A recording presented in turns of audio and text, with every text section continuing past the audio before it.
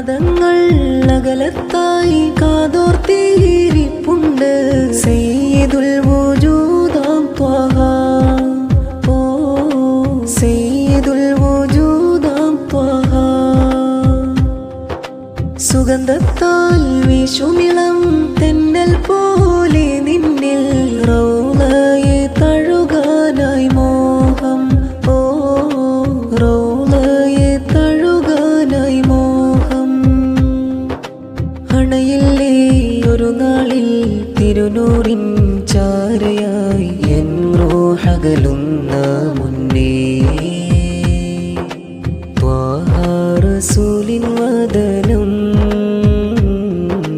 കാണാനിന്നെന്നില്ലാശയാ. ആലത്തിന്നജബയിടും ഹബീബെന്നും N ജീവനാ.